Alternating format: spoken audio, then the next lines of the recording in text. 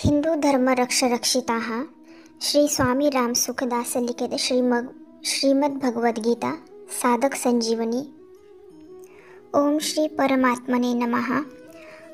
अथ प्रथमोध्यायः। पांडवांनी 12 वर्षाचा वनवास व 1 वर्षाचा अज्ञातवास संपवून जेव्हा प्रतिज्ञेप्रमाणे आपले अर्धे राज्य मागितले तेव्हा अर्धे राज्य तर सोडून द्या, दुर्योधनाने तीक्ष्ण सुईच्या टोकावरती मावेल इतकी जमीन सुद्धा युद्धाशिवाय देण्याचे मान्य केले नाही. म्हणून पांडवांनी माता कुंतीच्या आज्ञेप्रमाणे युद्ध करण्याचे ठरविले. अशा प्रकारे पांडव आणि कौरवांचे युद्ध होणे निश्चित झाले आणि त्याप्रमाणे दोन्हींकडे युद्धाची तयारी सुरू झाली. महर्षी वेदव्यासांचे धृतराष्ट्रावर फार प्रेम होते. त्या प्रेमामुळे त्यांनी धृतराष्ट्राजवळ येऊन म्हटले की युद्ध होणे आणि त्यात क्षत्रियांचा भीषण संहार अवश्यभावी आहे.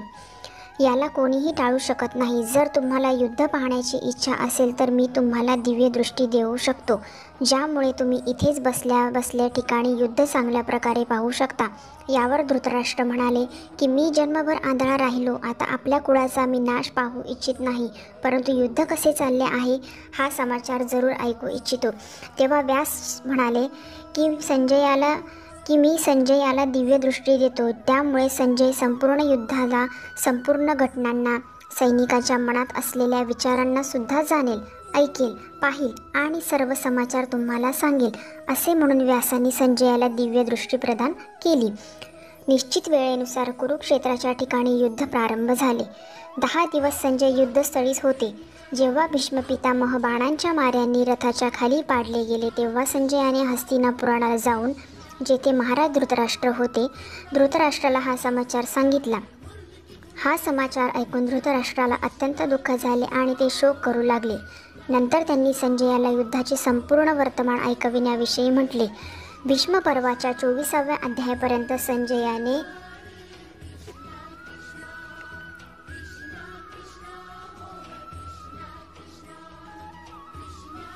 25व्या अध्यायाच्या सुरुवातीला धृतराष्ट्र संजयाला विचारतात. धृतराष्ट्र उवाच. धर्मक्षेत्रे कुरुक्षेत्रे समवेता युयुत्सवाः मामकाः पांडवाश्चैव किम कुर्वत सज्जया.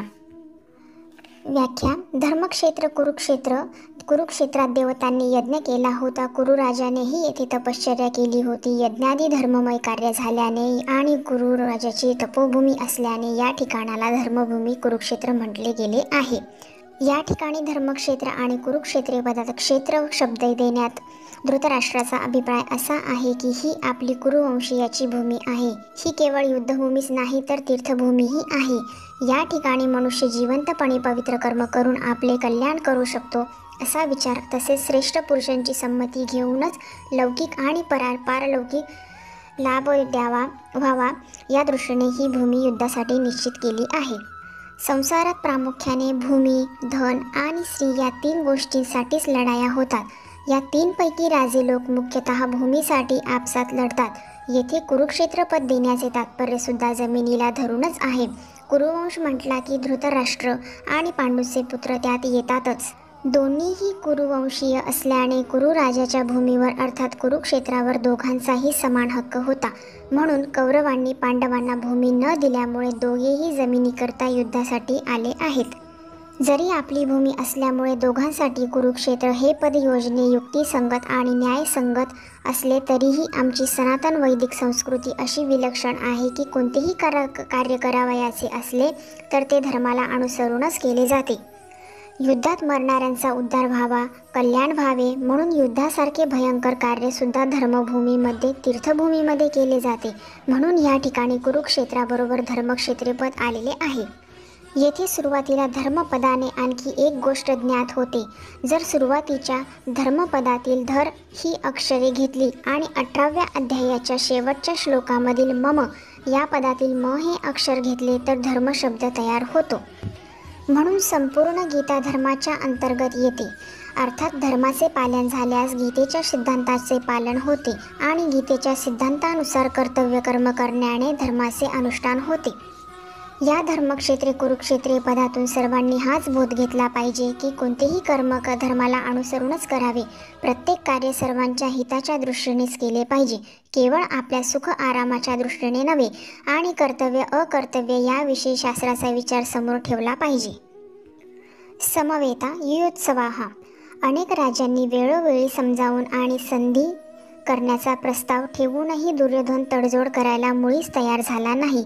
एवढेच नव्हे तर प्रत्यक्ष भगवान श्रीकृष्णाने सांगूनही माझ्या दुर्योधनाने स्पष्ट म्हटले की युद्धावाचून मी पांडवांना तीक्ष्ण सुईच्या टोकावर मावेल इतकीही जमीन देणार नाही. म्हणून नाईलाजाने पांडवसुद्धा युद्ध करण्यास तयार झाले. अशा प्रकारे माझे पुत्र आणि पांडूचे पुत्र हे दोन्हीही सैन्य समवेत युद्धाच्या इच्छेने एकत्र झाले आहेत. दोन्ही सैन्यांना युद्धाची इच्छा होती, परंतु दुर्योधनाच्या मनात युद्धाची इच्छा विशेष बलवत्तर होती.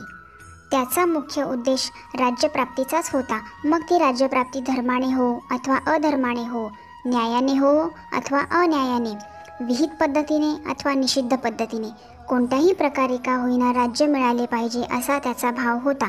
म्हणूनच दुर्योधनाचा पक्षच विशेष रूपाने युत्सु अर्थात युद्धाची इच्छा असलेला होता.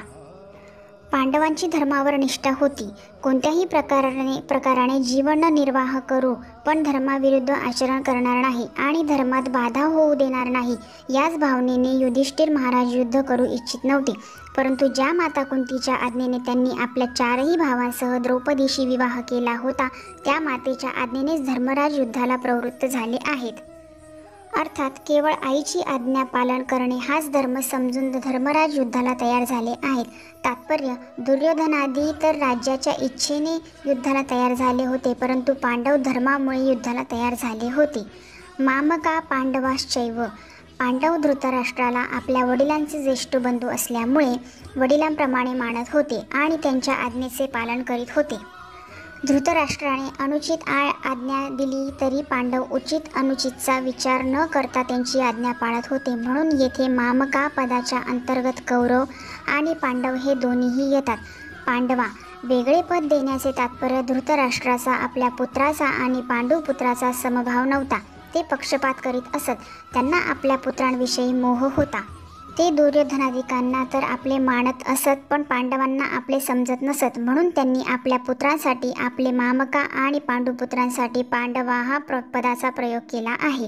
कारण जे भाव अंतःकरणात असतात तेच सहसा वाणीतून बाहेर प्रकट होतात.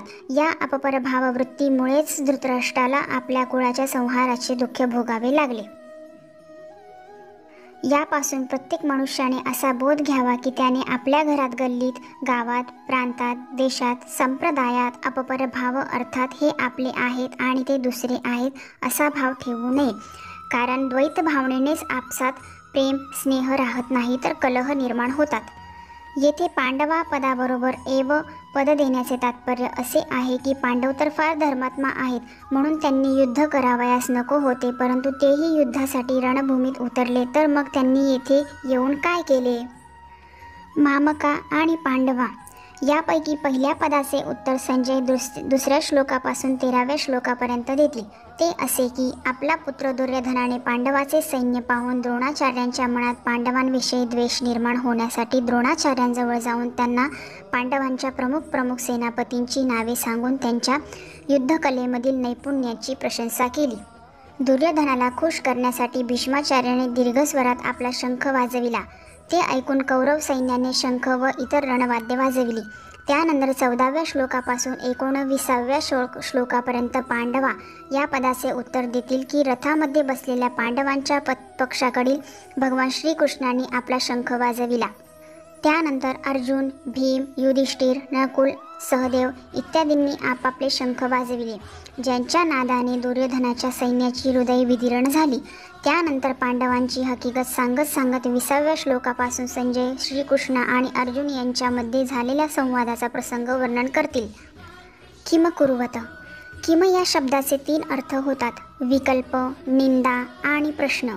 युद्ध झाले किंवा नाही असा विकल्प तर येथे घेतला जाऊ शकत नाही, कारण युद्ध सुरू होऊन 10 दिवस झाले आहेत आणि भीष्माचार्यांना रथावरून खाली पाडल्यानंतर संजय हस्तिनापुरी येऊन धृतराष्ट्राला तेथील कुरुक्षेत्रावरील घटना सांगत आहेत. माझ्या आणि पांडूच्या पुत्रांनी हे काय केले की ज्यामुळे हे युद्ध करू लागले?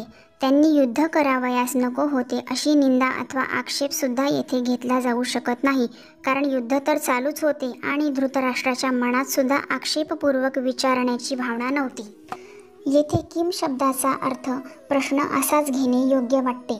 धृतराष्ट्र संजयापासून निरनिराळ्या प्रकारच्या लहान मोठ्या घटना क्रमवार विस्तारपूर्वक आणि योग्य प्रकारे जाणून घेण्यासाठीच प्रश्न करीत आहेत. परिशिष्ट भाव. माझे पुत्र मामका आणि पांडूचे पांडवा या मतभेदानेच रागद्वेष उत्पन्न झाले, त्यामुळे युद्ध झाले, चलबिचल झाली. धृतराष्ट्र यांच्या अंतःकरणात उत्पन्न झालेल्या रागद्वेषाचे फळ हे झाले की 100चे 100 कौरव मारले गेले, परंतु पांडव एक सुद्धा मारला गेला नाही.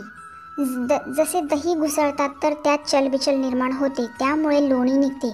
तसेच मामका आणि पांडवा अशा भेदाने निर्माण झालेल्या चलबिचलने अर्जुनाच्या मनात कल्याणाची अभिलाषा जागृत झाली, त्यामुळे भगवद्गीता रूपी लोणी निघाले. तात्पर्य असे झाले की धृतराष्ट्राच्या मनात झालेल्या चलबिचलने युद्ध निर्माण झाले आणि अर्जुनाच्या मनात झालेल्या चलबिचलने गीता प्रगट झाली. संबंध. धृतराष्ट्राच्या प्रश्नाला उत्तर देण्यास संजय पुढील श्लोकापासून सुरुवात करतात. या ठिकाणी स्वामी रामसुखदास लिखित श्रीमद भगवद्गीता या गीतेतील पहिला श्लोक पूर्ण झाला आणि त्याचा अर्थासहितही पूर्ण झालेला आहे. आता दुसरा श्लोक आपण पुढील भागात बघणार आहोत.